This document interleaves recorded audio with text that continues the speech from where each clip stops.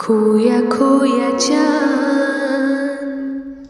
दोस्तों, हमने कभी सोचा है कि इस जगत के अन्य जीव जंतुओं व पशुओं और हम मानवों में क्या अंतर है? केवल एक अंतर है, सोच का। हम मानव अपनी भूख से पहले दूसरों की भूख की सोचते हैं। हम अपनी पीड़ा से पहले दूसरों की पर पीड़ा की चिंता करते हैं। हम मानव अपना उपकार से पहले दूसरों का पर उपकार का प्रबंध करते हैं। इस प्रकार सदैव स्व से ज़्यादा पर का चिंतन करना ही मानवता की पहचान है। यदि ये आदर्श चिंतन मानवता का अंग नहीं होता तो हम मानव भी पशु की तरह ही एक अन्य जीव होते। मानवता अपनी आदर्शों के बदौलत ही इस जगत पर सुख, शांति और समृद्धि को सुनिश्चित कर पा रही है। और जब हम इन आदर्शों की बात करते हैं तो यह निर्विवाद सत्य है कि इसकी स्थापना में सनातन संस्कृति ही अग्रणी है। इस पर निरंतर चर्चा होती रही है और आज मैं इस चर्चा को आगे बढ़ा रही हूँ। तो हेलो मेरे प्यारे दोस्तों, मैं चंद्रा सिंह पुनः आप सबका आपके अपने पूर्व परिचित चैनल केकेसी यानी खोया खोया चांद पर जोरदार स्वागत करती हूँ।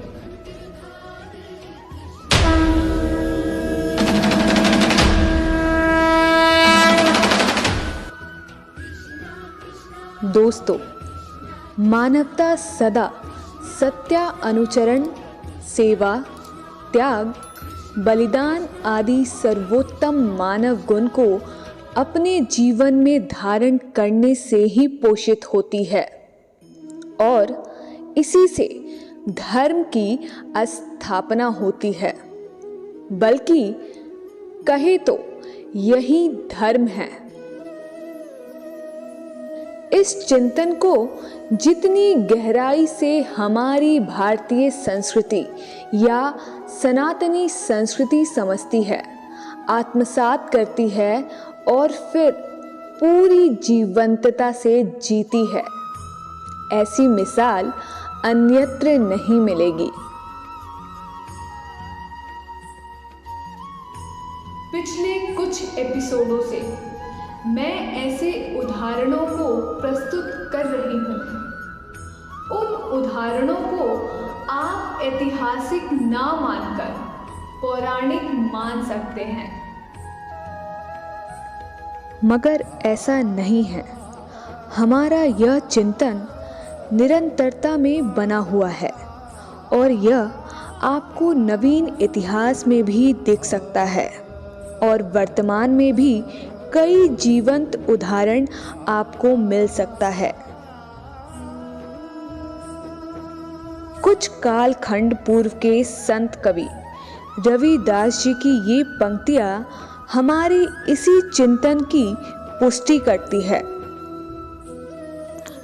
साई इतना दीजिए जामे कुटुंब समाए, मैं भी भूखा ना रहूं साधु भूखा ना जाए।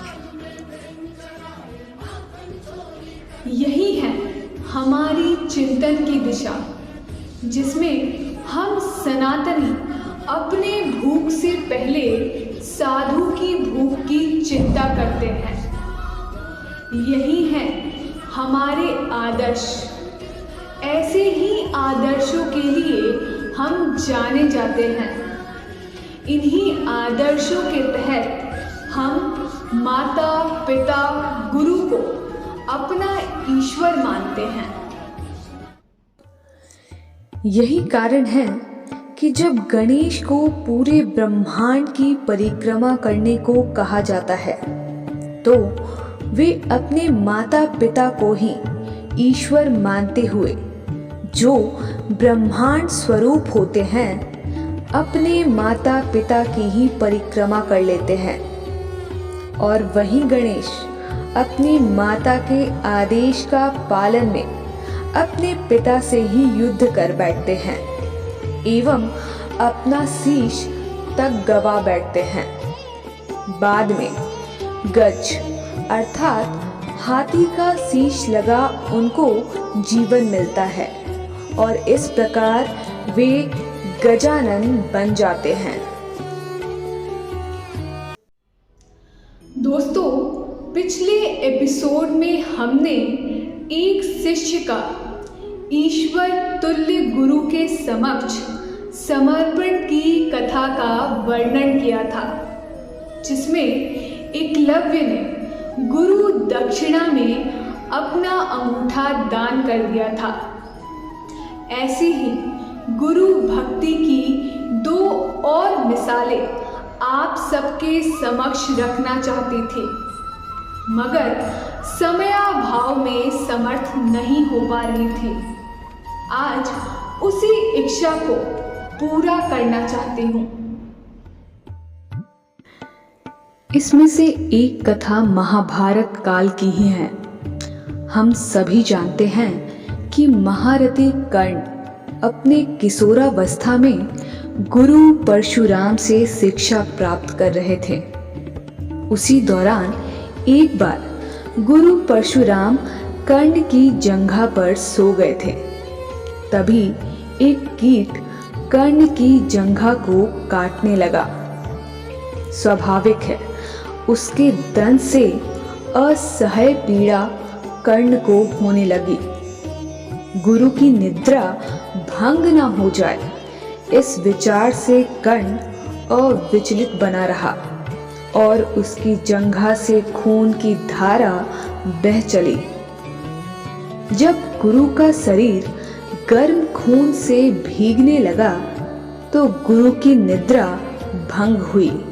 गुरु परशुराम को यह समझने में देर नहीं लगी कि ऐसा शौर्य एक क्षत्रिय में ही हो सकता है, जिसे कर्ण ने छुपाया था।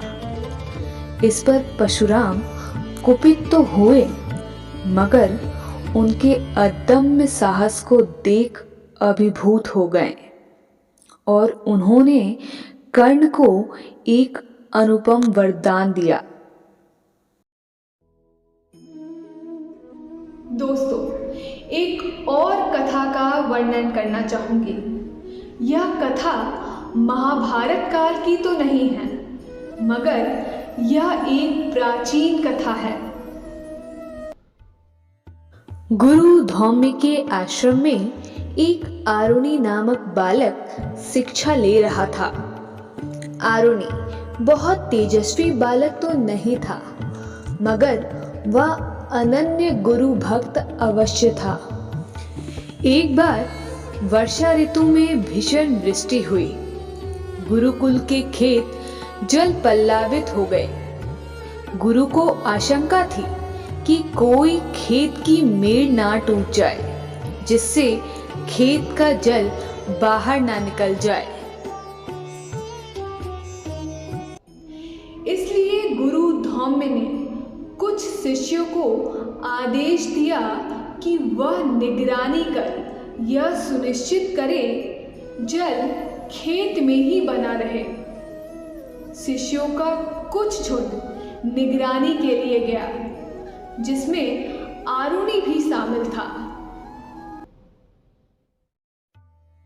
एक खेत की मेड़ टूटी थी और उससे जल पूरे प्रवाह के साथ बाहर निकल रहा था। शिष्यों ने उसके प्रवाह को रोकने का पूरा प्रयास किया, मगर वे विफल रहे और अंततः हार कर लौट गए। किंतु आरुणि को यह स्वीकार नहीं था और उसने जल प्रवाह को रोकने के लिए प्रवाह की जगह स्वयं लेट गया। इधर रात हो चली और गुरुकुल में आरुणि को ना देख गुरु धौम्य चिंतित हो उठे। उसे खोजने के लिए जब खेतों में गए तो उसे जल प्रवाह में लेटा पाया। यह देख गुरु का दिल द्रवित हो उठा और इस प्रकार आरुणि अमर हो गया।